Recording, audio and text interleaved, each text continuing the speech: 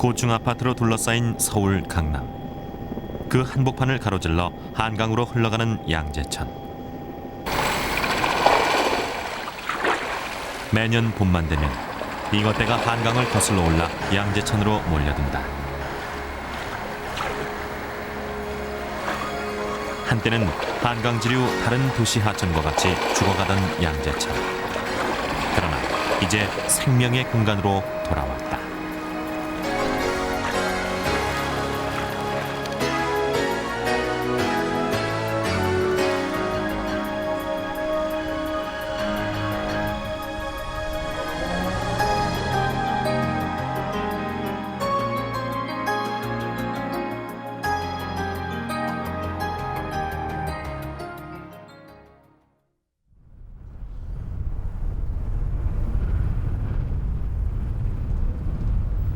(4월) 초순.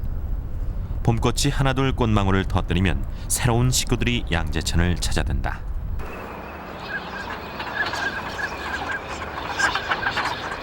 첫 방문객은 번식기가 되면 양재천에 깃드는 오리들이다.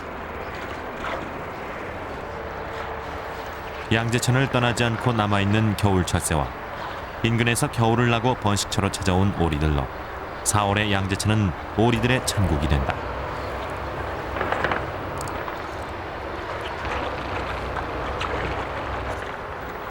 청둥오리 수컷 2마리가 나란히 구애에 나섰다.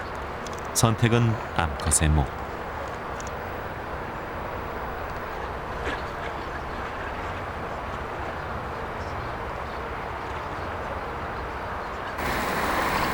다른 수컷을 쫓아낸 녀석이 여유를 부리며 성자임을 과시한다.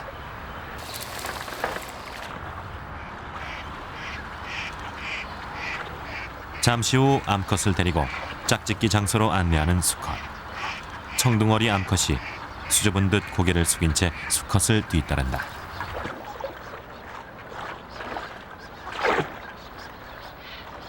청둥오리의 짝짓기는 순간적이고 폭발적이다. 겨울 철새인 청둥오리가 이제 양재천에서는 텃새가 돼 번식하고 있다. 양재천의 또 다른 터줏대감 흰뺨 검둥오리. 이들의 짝짓기가 시작되면 양재천은 생명의 에너지로 술렁인다.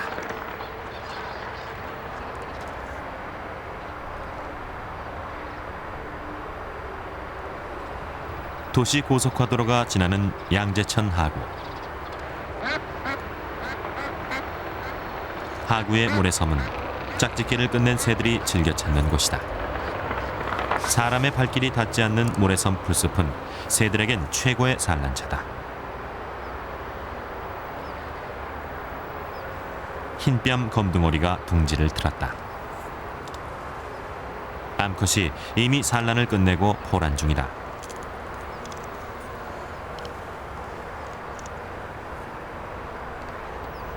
카메라의 접근에 경계태세를 취하다 순간적으로 공격하는 흰뺨 검둥오리. 녀석이 품고 있는 알은 모두 11개.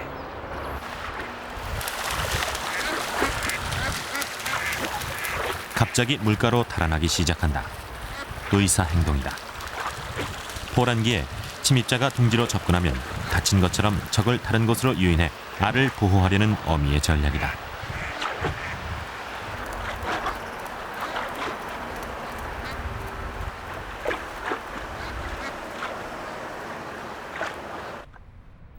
흰뺨 검둥오리의 행동을 관찰하기 위해 포란에 영향을 주지 않는 소형 무인 카메라를 설치했다.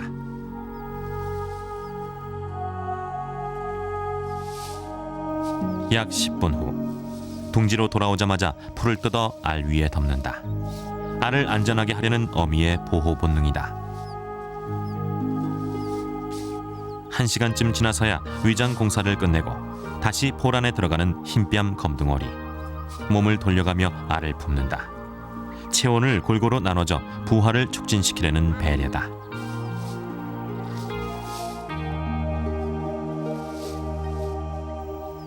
부화가 임박하면 어미는 하루 종일 둥지를 떠나지 않는다. 바로 이웃한 풀숲에 청둥오리의 둥지가 있다. 생명을 탄생시키려는 어미들의 움직임이 양재천 하구 곳곳에서 진행되고 있다.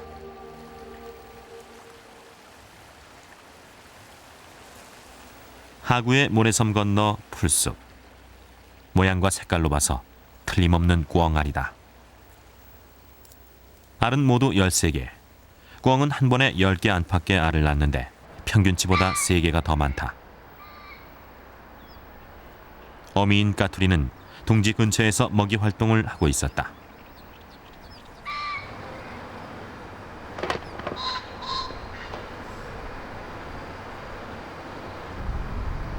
그동안 서울에서 꿩이 발견된 적은 있었지만 번식이 확인된 곳은 양재천이 처음이다.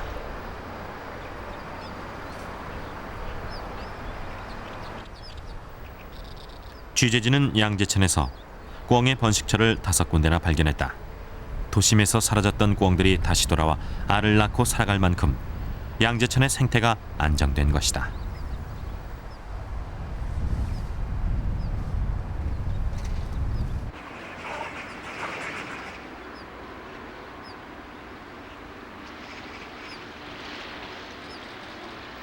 수심이 다양한 양재천은 새들이 저마다 알맞은 깊이에서 먹이를 구할 수 있는 조건을 갖추고 있다.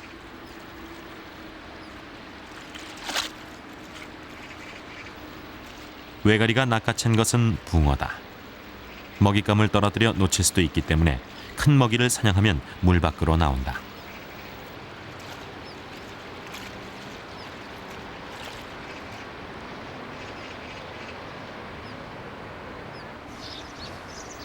물 가장자리도 새들의 좋은 사냥터다. 깊은 계곡에서나 볼 수 있는 노랑 할미새도 양재천의 한 식구가 됐다. 이렇게 양재천에서 살아가는 새들은 약 36종. 한강의 다른 지류에서는 찾아볼 수 없는 모습이다.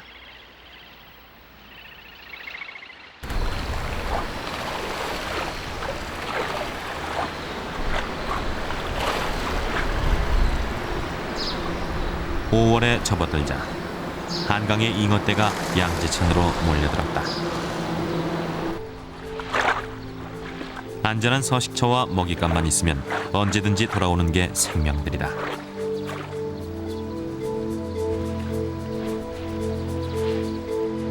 암컷 한 마리에 여러 마리의 수컷이 따라다니는 것은 잉어의 산란전 행동이다.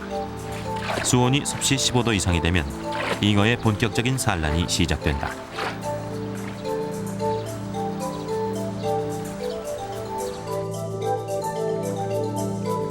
잉어떼는 상류로 거슬러 올라가며 산란을 하는 것이 특징이다.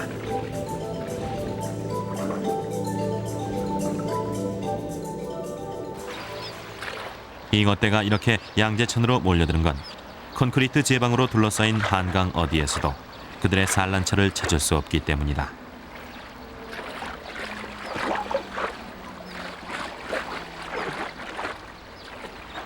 녀석들이 특히 좋아하는 산란처는 수초지대. 암수가 서로 몸을 비벼대다 암컷이 수초에 산란을 하면 그 즉시 수컷이 방정하여 수정시킨다.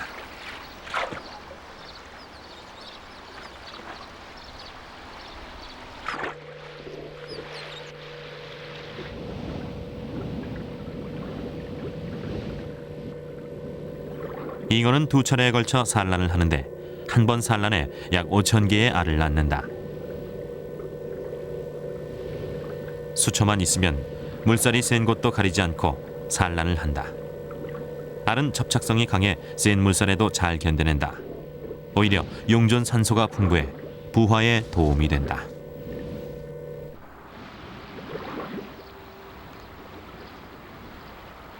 잉어의 부화는 짧은 시간에 이루어진다.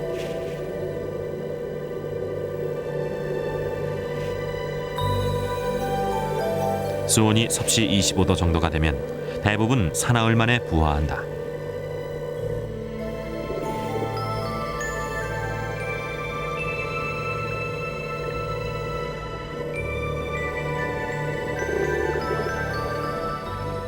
갓 부화한 새끼들은 하루 동안은 수초에 붙은 채로 몸속에 남아있는 난황을 먹는다. 이 시간은 새끼들이 새로운 수중 환경에 적응하는 기간이기도 하다.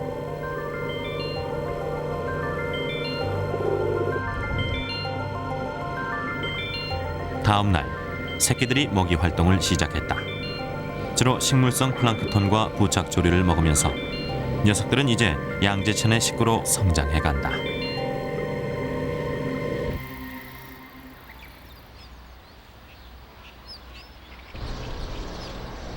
한강에서 올라온 물고기는 잉어뿐만이 아니다. 양재천에서 취재진이 발견한 물고기는 모두 22종에 달한다. 서울의 다른 한강 지류에서는 찾아보기 힘든 다양한 물고기들이 함께 어울려 살아가고 있다. 붕어는 양재천에서 제일 많이 보이는 어종이다. 수초가 풍부한 이곳 양재천은 그들의 서식 조건에 적합하기 때문에 많은 개체수를 유지하고 있다.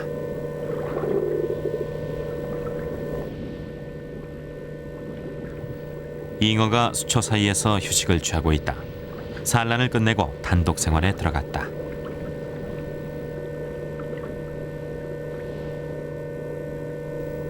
물풀 아래 털을 잡은 메기.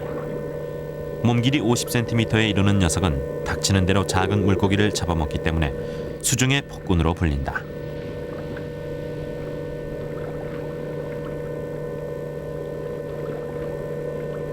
메기에 버금가는 강자가 가물치다. 붕어나 잉어 등 다른 물고기의 새끼를 주로 먹는 공격성이 강하고 번식력이 좋은 어종이다. 그렇다면 언제부터 이렇게 많은 생명체들이 양재천을 찾게 된 것일까?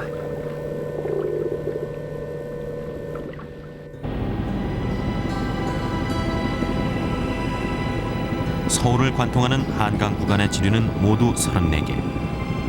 그 중에서 양재천은 관악산에서 발원해 강남을 관통해 탄천과 만나 한강으로 흘러드는 한강의 제2지류다.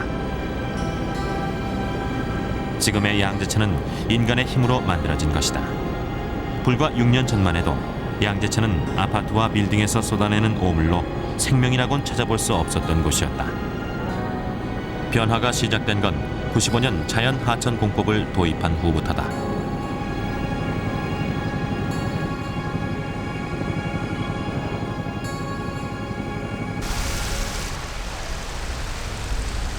먼저 제방의 콘크리트를 걷어냈다.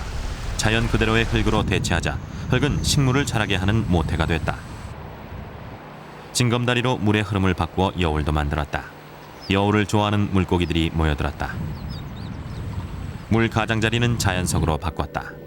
하천 원래의 모습으로 되돌려준 것이다. 사람들이 양재천을 바꿔놓자 생명들도 하나둘 돌아오기 시작했다. 지극히 자연적인 방법으로 새로운 생명의 공간이 만들어진 것이다.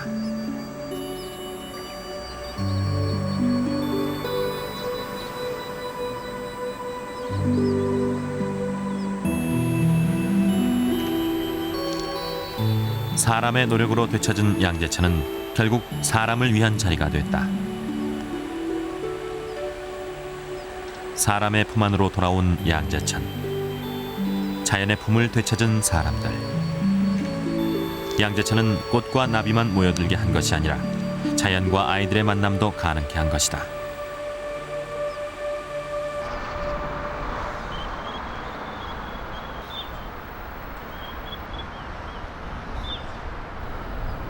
자전거 도로변 자갈밭에 꼬마 물대새가 알을 낳았다. 꼬마 물대새의 알은 자갈색과 비슷하다. 천적의 눈을 피하기 위한 보호색이다.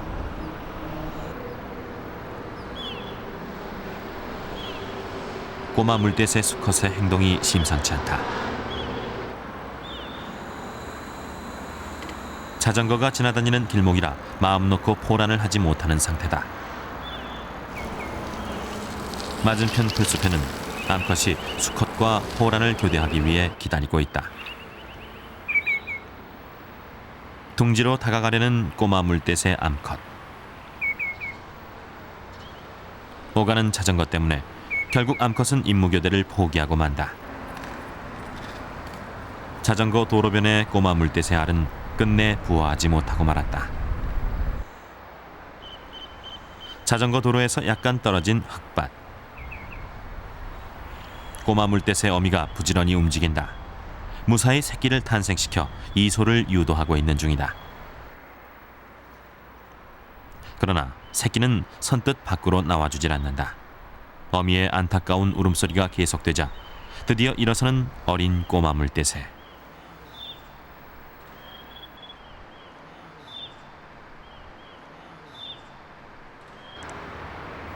둥지에는 부화하지 못한 알이 2개나 남아 있었다. 포란을 제대로 못한 탓에 겨우 한 마리만 부화에 성공한 것이다.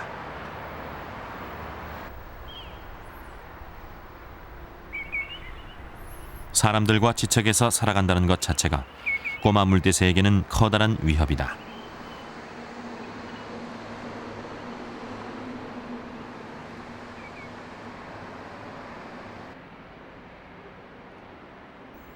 (5월) 중순의 양재천은 새 생명을 탄생시키려는 어미들의 움직임으로 활기를 더해간다. 사람의 출입이 없는 모래섬 풀숲에 안전하게 둥지를 튼 흰뺨 검둥어리의 부화가 임박했다. 둥지를 위장한 채 포란에 들어간 지 23일째.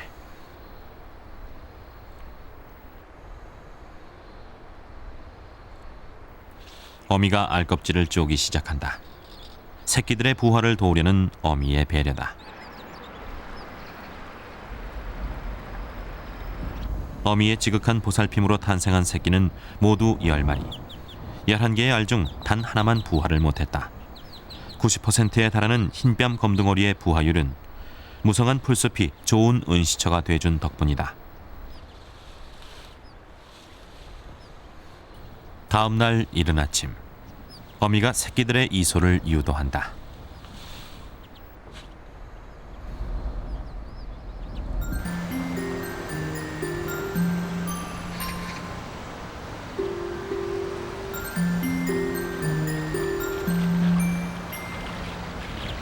새끼를 데리고 첫 나들이에 나선 흰뺨 검둥어리. 세상 밖으로 나온 이상 환경에 빠르게 적응해야 살아남을 수 있다.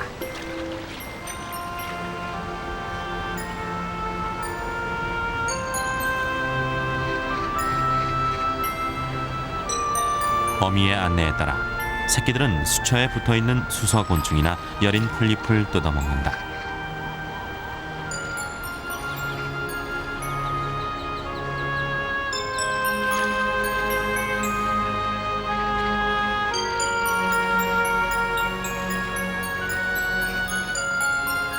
새끼들이 먹이를 먹는 동안 어미는 주변 경계를 늦추지 않는다. 갑자기 새끼들을 데리고 풀숲으로 숨는 어미. 산책로에 사람이 나타난 것이다. 새끼들에게 적응 훈련을 시키는 이 시기, 어미가 천적들 못지않게 주의를 기울이는 게 사람의 접근이다.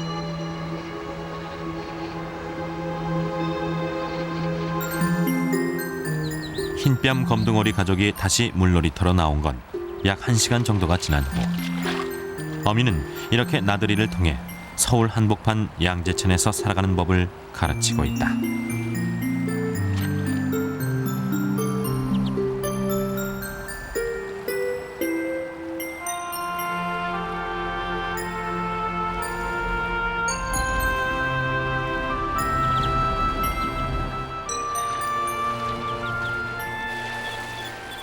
사람의 출입이 뜸한 양재천 중류 시민의 숲 근처.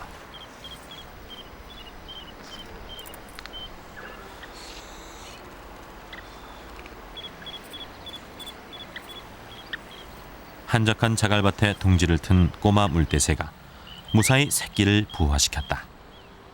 새끼들이 깨어나면 곧바로 둥지를 떠나 적응 훈련을 시킨다. 부화한 새끼는 3마리. 4개의 알 중 하나를 빼고 모두 깨어났다. 하류 지역에 비해 높은 부화율이다. 하지만 살아있는 생태계는 그 자체로 위협이다. 들고양이와 까치 등 새끼들을 노리는 천적들이 도처에 있다. 양재천 먹이사슬의 상위 구조에 속하는 까치는 특히 위험한 존재다.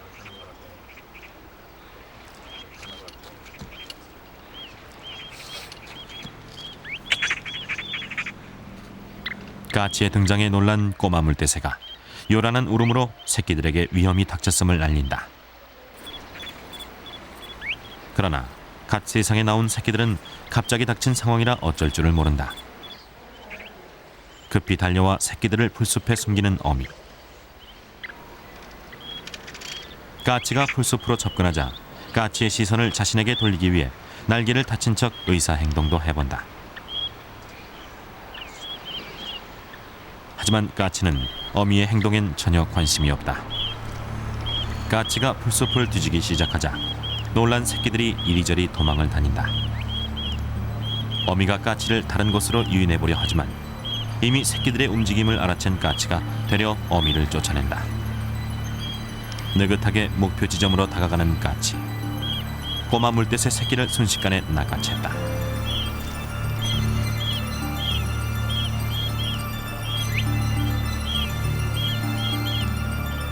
먹잇감을 물고 신중하게 주변을 둘러보는 까치.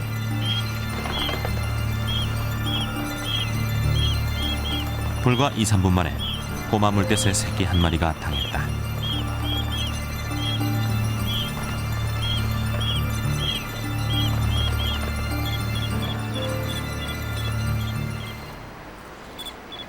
다시 사냥에 나선 까치. 꼬마 물뜻의 동정을 살핀다. 새끼들의 움직임이 한눈에 포착되는 위치다. 까치의 민첩한 공격 앞에 어미도 속수무책.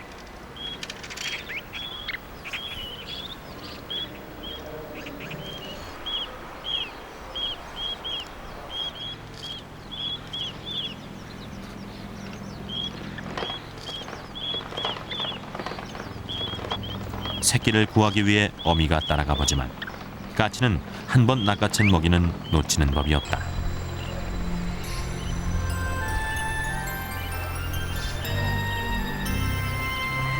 다행히도 새끼 한 마리는 까치의 습격을 모면했다.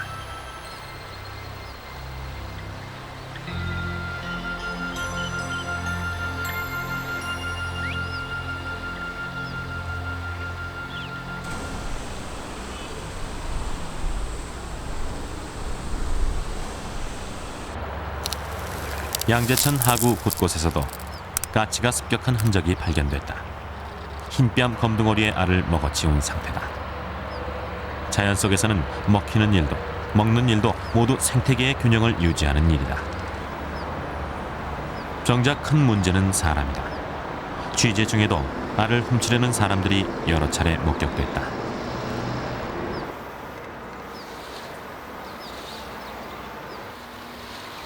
(6월) 말 알을 잃어버려 뒤늦게 보충 산란을 한 흰뺨 검둥어리를 발견했다.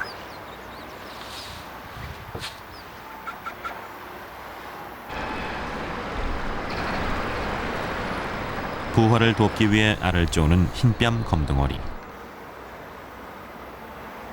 그런데 갑자기 어미가 이상한 행동을 하기 시작했다.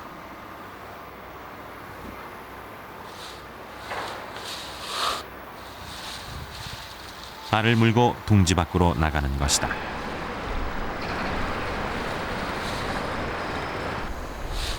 그러기를 몇 차례.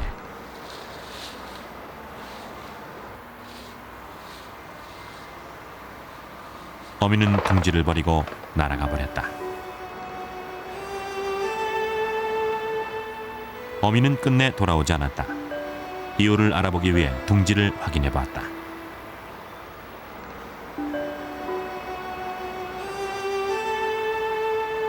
초여름부터 찾아온 무더위를 이기지 못하고 부화 직전에 모두 죽은 것이다. 사상 최대의 이상 고온을 기록한 지난 여름은 사람들만 힘들었던 게 아니라 새들도 견디기 힘든 시간이었다.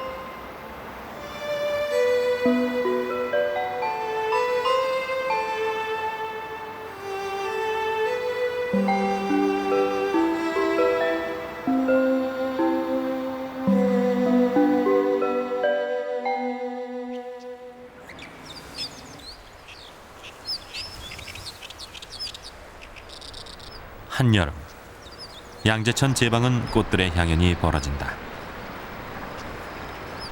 콘크리트 제방이 거쳐지고 자연 하천으로 돌아온 후 생긴 변화다.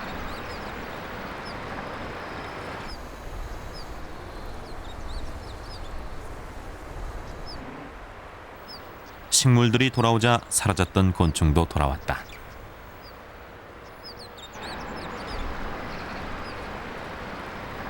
한여름 양재천 풀밭은 곤충들의 짝짓기 무대로 바뀐다.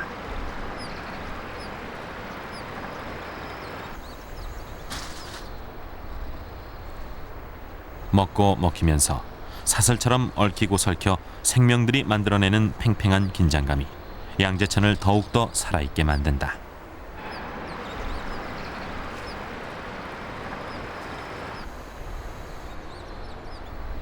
양재천 풀밭은 나비들에게도 좋은 삶터다. 이곳에서 발견된 나비는 10여 종. 아파트와 빌딩이 들어서면서 그 자리에 있던 먹이풀이 사라진 후 도시를 떠났던 나비들. 그들이 다시 양재천으로 돌아온 것이다.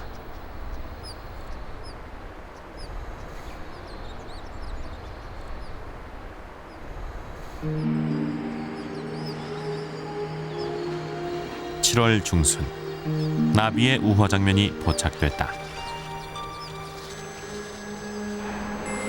얼핏 봐 호랑나비 번데기로 보였다.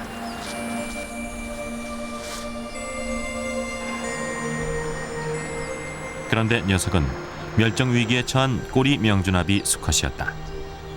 한때 나라를 상징하는 나비로 지정하자는 말이 돌았을 정도로 귀한 나비다. 꼬리 명주나비는 80년대까지만 해도 우리나라 전역에서 살던 흔한 나비였다.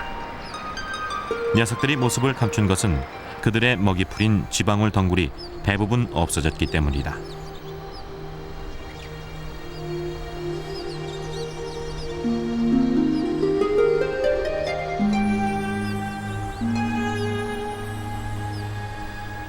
날개를 말린 지 40분.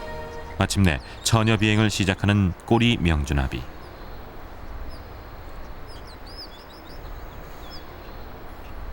비행을 시작한 지 10여 분. 꼬리 명주나비는 양재천 풀숲에서 짝을 만났다. 이제 꼬리 명주나비는 양재천을 터전으로 새로운 식구를 탄생시킬 것이다.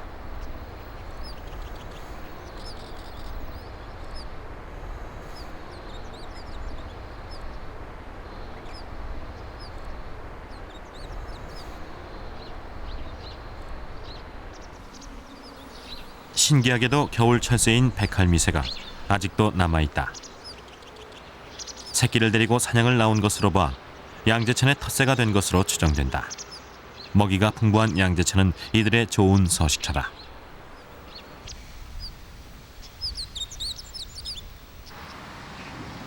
이급수 이상의 맑은 물에서만 살아가는 돌고기와 모래무지는 양재천의 수질을 알 수 있는 대표적인 지표 어종이다.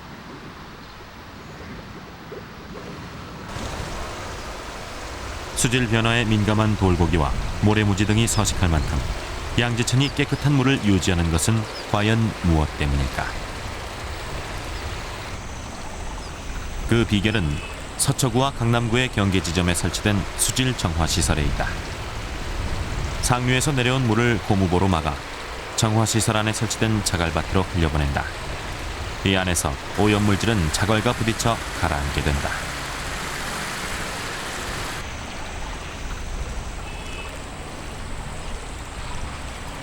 이런 과정을 반복하면서 침전된 오염물질은 자갈 표면에 붙어있던 미생물에 의해 분해된 후 밖으로 흘러나온다. 그 순간 5급수의 물이 2급수로 바뀌는 것이다.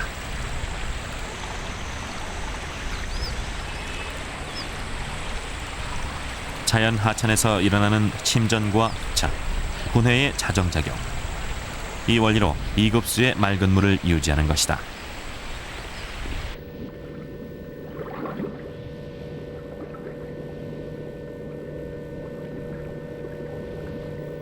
수질 정화시설 바로 밑에 돌틈에서 미러가 주변을 경계하고 있다. 참붕어와 돌고기가 신경 쓰이는 모양이다. 녀석은 이미 산란을 마치고 알을 지키는 중이었다. 미러는 2급수 이상의 맑은 물이 흐르고 자갈이나 모래가 있는 자연 하천에서 사는 종이다.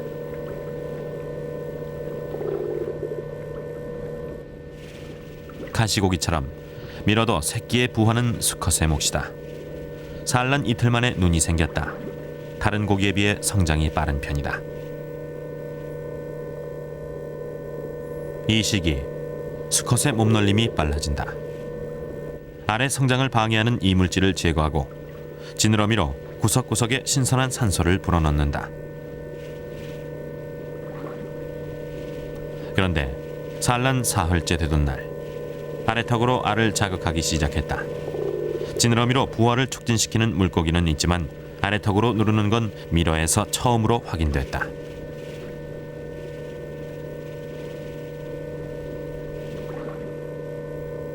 드디어 부화다. 부화가 시작되면 수컷은 더욱 바빠진다. 알이 부화하는 순간에 가장 많은 산소를 필요로 하기 때문이다.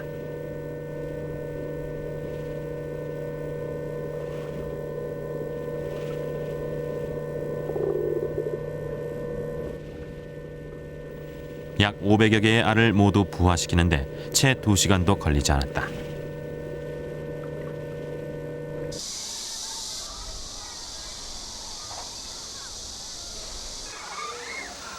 양재천은 그저 바라만 보는 것이 아니다.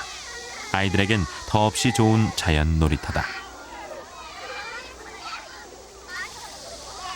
미러가 살아갈 만큼 깨끗한 수질을 회복한 이후 아이들에게 돌아간 자연의 혜택이다.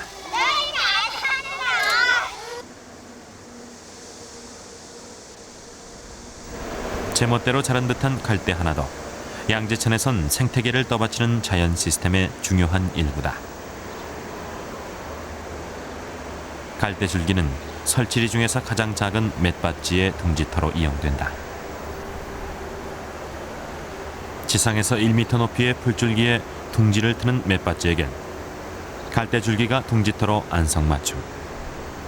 갈대줄기에 튼튼하게 엮어서 고정시킨 탓에 둥지는 거센 비바람에도 좀처럼 부서지지 않는다.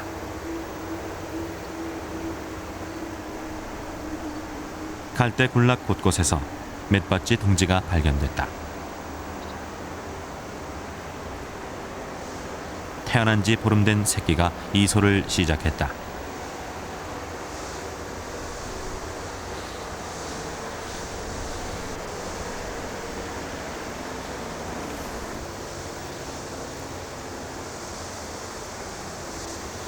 둥지를 떠나면 스스로 먹이를 찾아야 한다.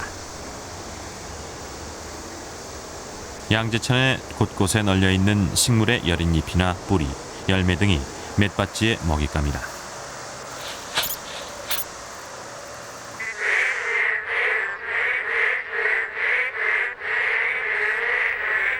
해오라기가 무언가를 잔뜩 노리고 있다.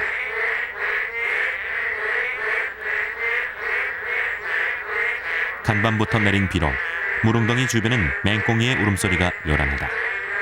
해오라기는 울음소리를 따라 맹꽁이를 찾고 있는 중이었다.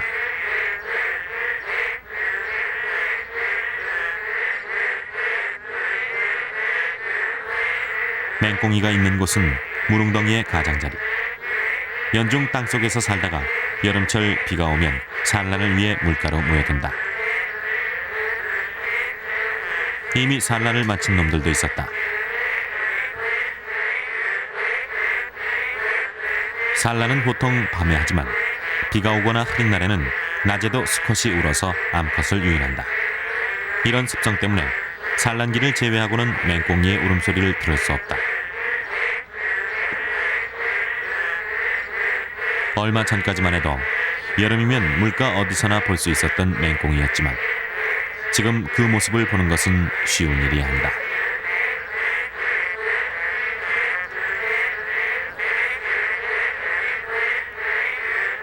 산란이 임박한 암컷의 배가 불룩하다. 수컷이 발달된 앞다리 근육으로 암컷을 껴안고 배를 자극해 산란을 돕는다.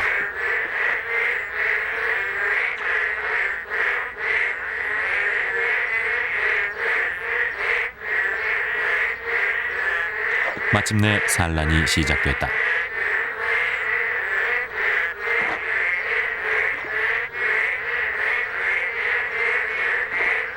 맹꽁이는 체외 수정을 한다. 산란과 동시에 수컷이 즉시 방정해 수정시키는 것이다.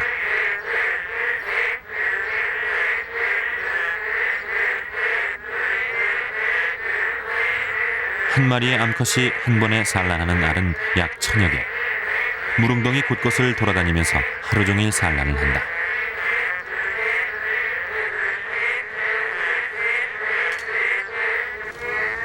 산란과 함께 수정이 이루어지면 알이 부풀어 올라 보호막이 생긴다.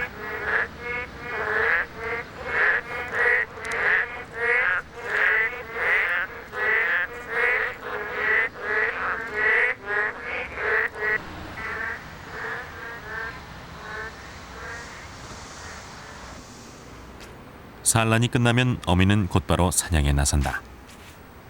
먹잇감이 나타나면 긴 혀를 이용해 단숨에 낚아챈다.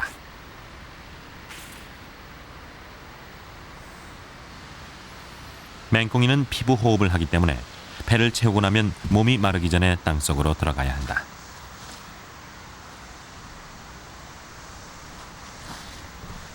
뒷발로 흙을 파 땅속으로 들어가는 맹꽁이.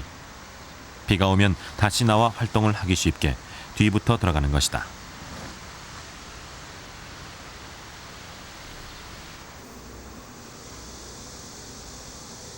알들도 웅덩이가 마르기 전에 부화해야 한다.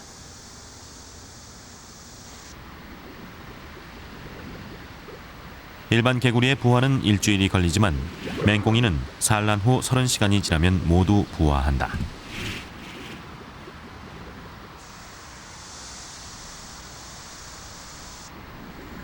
부화 후 일주일이 지나자 올챙이들은 먹이 활동을 시작한다. 물속의 부착조류나 유기물질을 먹으면서 맹꽁이가 될 준비를 한다. 왕잠자리 유충이 나타났다. 왕잠자리 유충은 어린 새끼들에겐 위험한 존재다.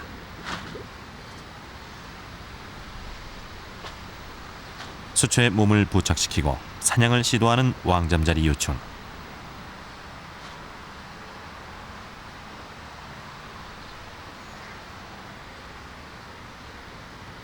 올챙이들이 맹꽁이로 성장하기 위해서는 수많은 시련을 이겨내야 한다.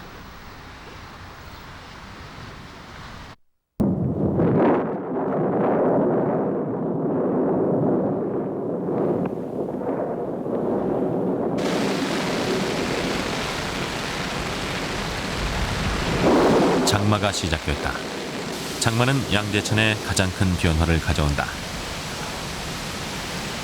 사흘 동안 내린 집중폭우로 강물이 불었다. 하구의 모래성과 풀숲은 모두 물에 잠겼다.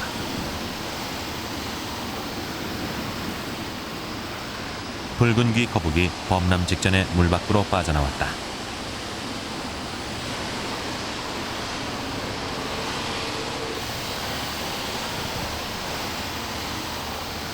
민첩하게 다리 난간 위로 대피한 줄장지뱀도 무사히 목숨을 건졌다.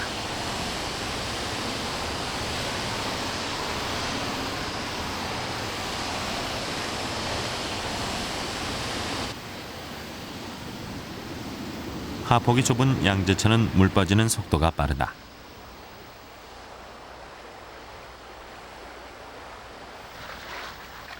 미처 물살을 따라가지 못한 물고기들이 물 밖으로 모습을 드러냈다.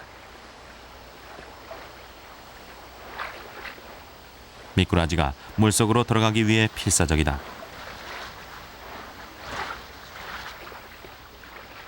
이 순간은 새들에겐 사냥하기 좋은 기회다.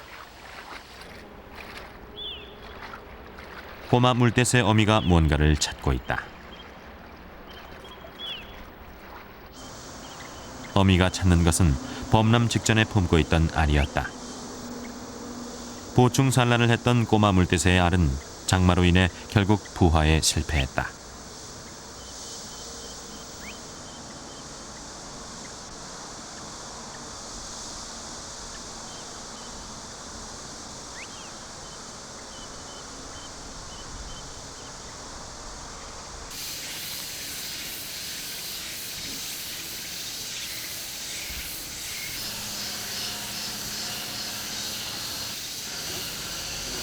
생명이 끝난 것처럼 보였던 양재천 생태계는 불과 열흘 만에 제 모습을 찾았다. 생명의 씨앗이 남아있는 한 자연은 스스로 살아난다. 다리 난간에 피신했던 줄장지뱀도 풀숲으로 돌아와 활동에 들어갔다.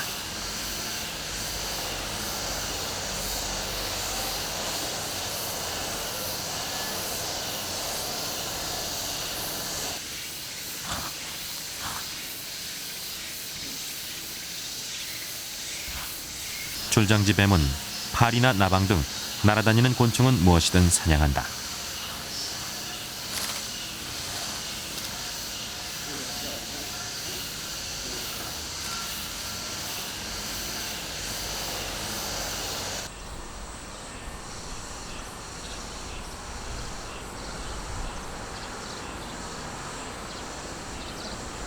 양재천엔 많은 야산이 인접해 있어 다양한 생물들이 어울려 살아간다.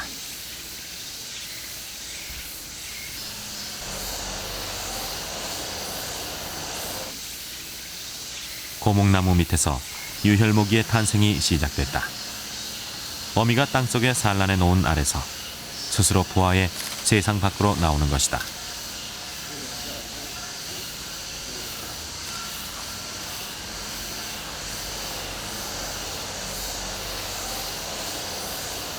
갓 탄생한 유혈모기의 몸 길이는 약 20cm, 목 부분에 독을 분비하는 독샘이 있다.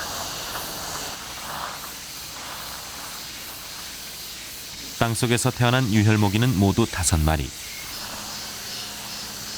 깨어나자마자 유혈모기는 땅속을 나오는 동안 모든 힘을 써버린 탓에 에너지를 보충하기 위해 곧바로 먹이 활동에 들어간다.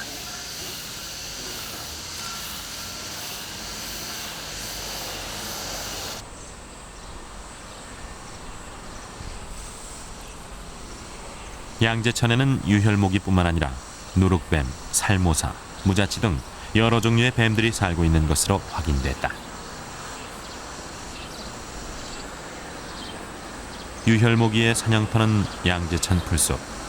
녀석들이 좋아하는 먹잇감은 개구리다.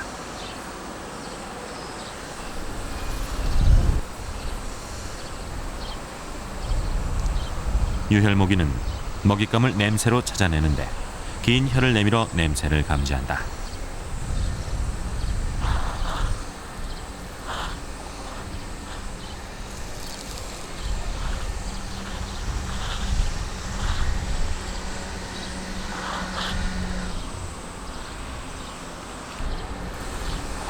녀석은 자신의 입보다 3배나 더 큰 개구리를 삼키는데 채 10분도 걸리지 않았다.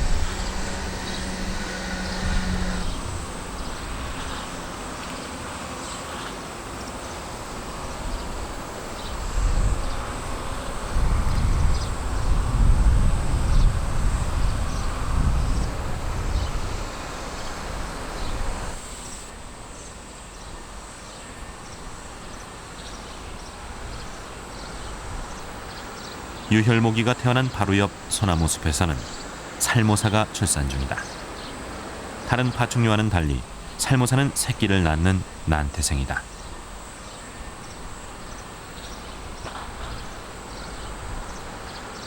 성체의 몸 길이가 60cm 정도의 작은 뱀이지만 위턱에 독샘이 있어 먹이를 발견하면 순식간에 물어 죽인다.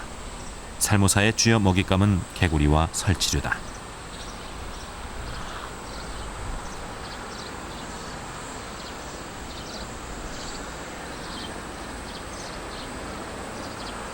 한 마리의 새끼를 출산하는 데 걸린 시간은 30분. 일반적으로 탄생 직후 새끼가 어미를 물어 죽인다고 알려져 있지만 새끼는 태어나자마자 어미 곁을 떠나 독립생활을 하는 것으로 확인됐다.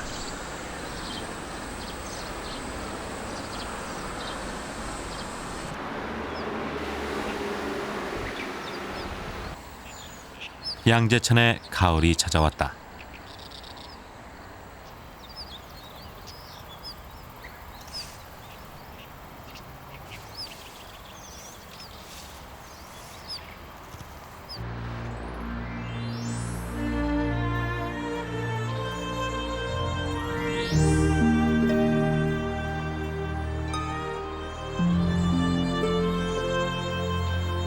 늦은 밤에도 양재천은 도심에서 뿜어내는 불빛 때문에 생명들의 활동이 멈추지 않는다.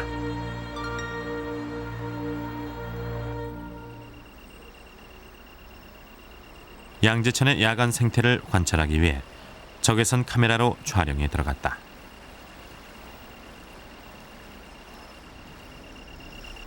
수변 풀숲에서 제일 먼저 포착된 놈은 들고양이다. 해오라기도 사냥을 나왔다. 밤에는 활동을 하지 않는 것으로 알려진 흰뺨 검둥오리까지 새끼들을 데리고 나와 먹이 활동을 한다.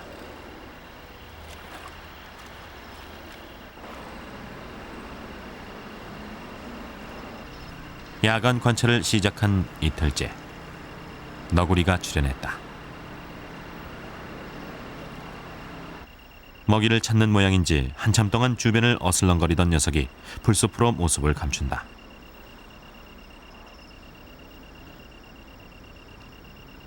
잠시 후 반대편에서 또 다른 너구리가 나타났다. 사람들이 버리고 간 음식물 찌꺼기를 열심히 먹어치운다.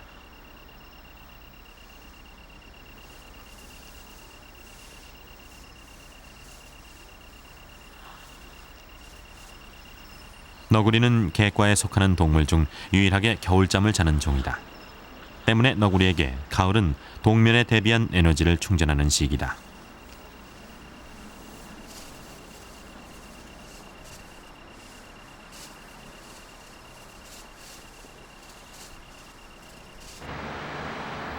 다음 날 아침, 양재천 곳곳에서 너구리 발자국이 발견됐다. 너구리의 서식처 확인을 위해 양재천 일대에 남아있는 녀석의 발자국을 따라가 봤다.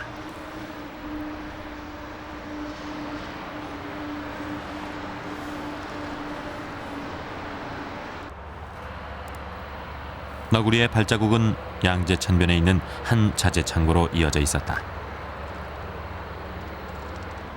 천막 옆에서 새끼 한 마리가 놀고 있다. 너구리의 서식처가 분명하다. 10분쯤 지나자 어미와 새끼들이 천막에서 나왔다. 새끼는 모두 5마리.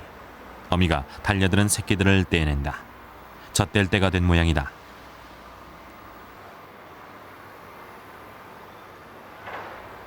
너구리가 양재천에 나타나기 시작한 것은 2년 전부터다. 전문가들은 너구리가 먹이를 찾아 인근 야산에서 양재천으로 서식처를 옮긴 것으로 추정한다.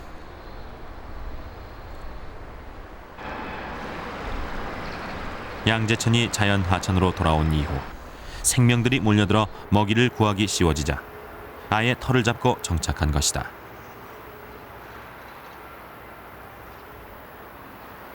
너구리는 개구리, 뱀, 개, 지렁이 등은 물론 사람들이 버리고 간 음식물도 가리지 않고 먹는 잡식성 동물이다. 하지만 낮 동안엔 먹이 활동을 중단한 채 서식처를 떠나지 않는다. 야행성 동물이기 때문에 너구리는 해가 진 후에야 본격적인 활동에 들어간다.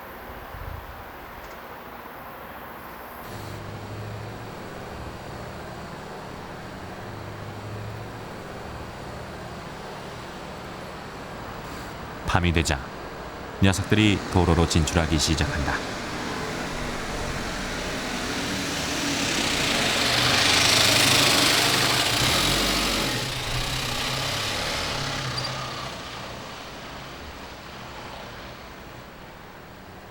자동차를 피한 후 다시 나오는 너구리 가족.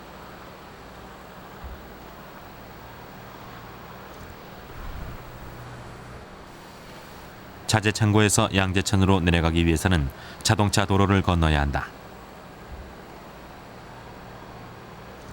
잦은 자동차에 출연해 겁먹은 새끼들이 어미를 따라가는 것을 포기한 채 돌아선다.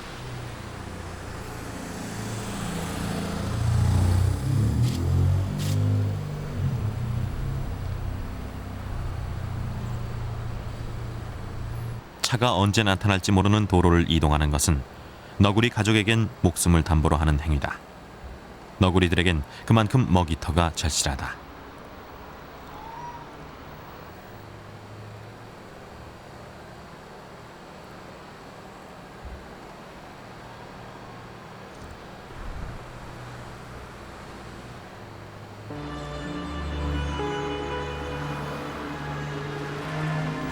며칠 후 인근 도로에서 너구리의 죽음이 발견됐다.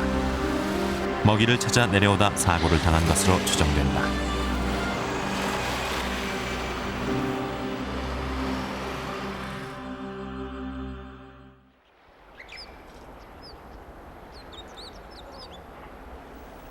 물억새 군락이 꽃을 피우면 양재천엔 새들의 집단 이주가 시작된다.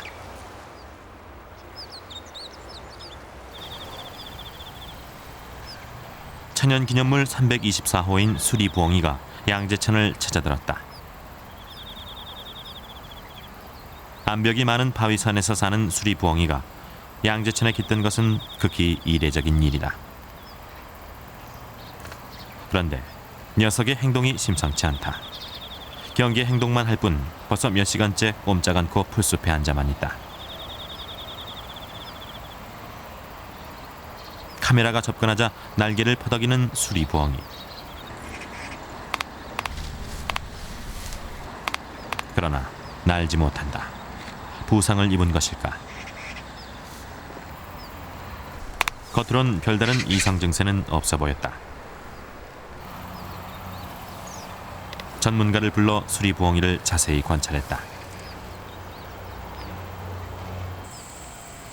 진단 결과 수리부엉이는 영양결핍이었다. 탈진한 상태로 먹잇감을 찾아 헤매다 양재천에 날아든 것이다.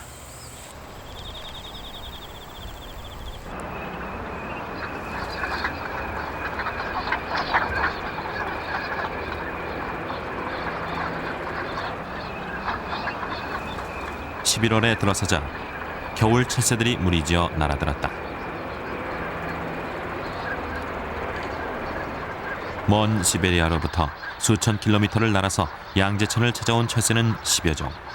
해마다 그 수가 증가하고 있다.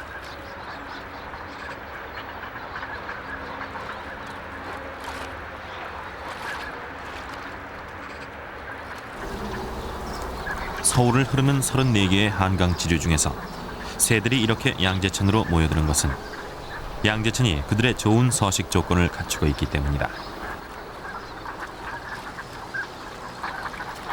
철새들은 이곳에서 겨울을 나고 봄이 오면 양재천을 무대로 다시금 힘찬 생명 활동을 시작할 것이다.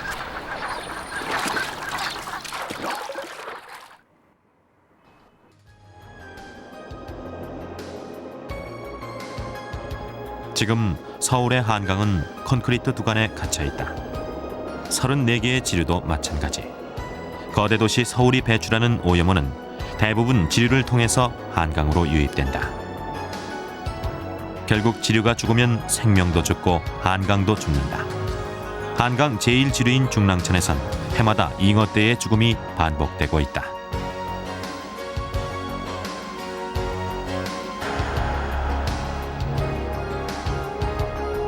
이와는 반대의 풍경이 펼쳐지는 곳이 한강의 원형을 간직한 미사리다.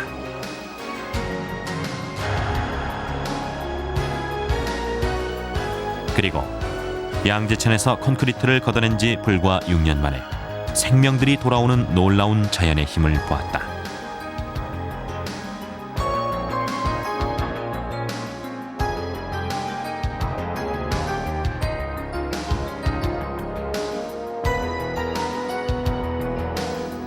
양재천이 그랬듯이 한강이 옛 모습으로 돌아오면 그 자리는 결국 사람을 위한 자리가 될 것이다. 이것이 오늘 생명의 지류 양재천이 한강에 던져주는 과제다.